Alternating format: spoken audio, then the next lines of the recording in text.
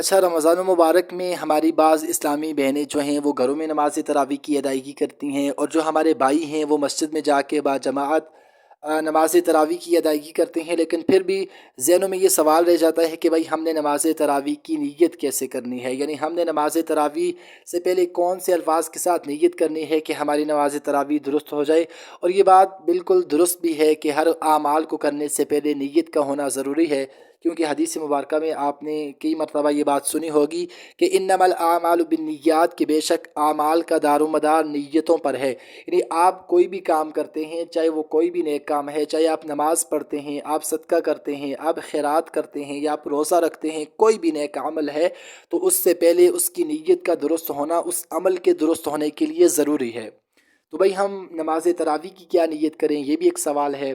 और बहुत से लोग इसमें कंफ्यूज भी हो जाते हैं कि भाई एक बंदा एक नीयत बताता है, दूसरा कुछ और बताता है, तो हम कौन सी नीयत करें, इसमें वो कंफ्यूज हो जाते हैं और सवाल करते रहते हैं। तो देखें, नमाज तरावी की नीयत क्या है।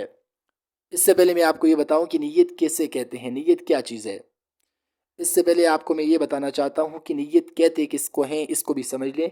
देखो, नीयत हमारे दिल के मुसम्मम और पुख्ता इरादे का नाम है। नीयत के लिए आपकी ज़बान से अल्फाज की अदायगी कोई मायने नहीं रखती, कोई ज़रूरी नहीं है कि आप ज़बान से भी नीयत के अल्फाज को।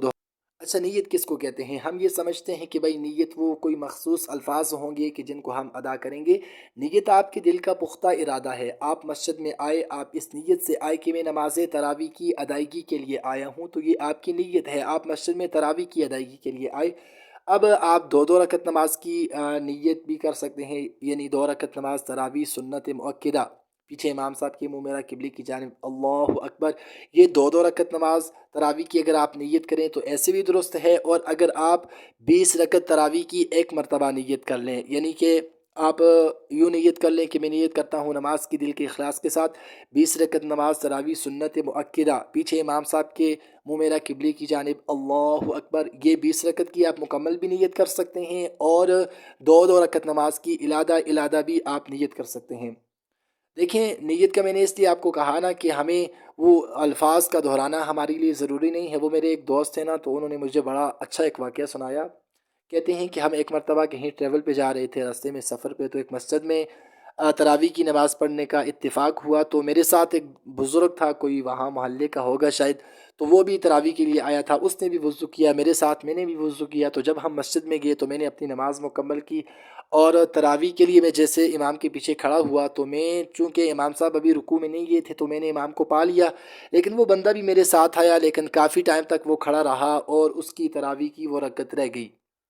बाद में मैंने उससे पूछा कि यार, आप तो टाइम से पहले आ गए थे, फिर आपकी रकत क्यों बाकी रही? तो उसने कहा कि यार, मैं तो नीयत कर रहा था, और नीयत के जो अल्फाज थे वो आगे पीछे हो गए, फिर मैंने दोबारा नीयत की, तो इसलिए मेरी नमाज जो है वो नाकिस रह गई।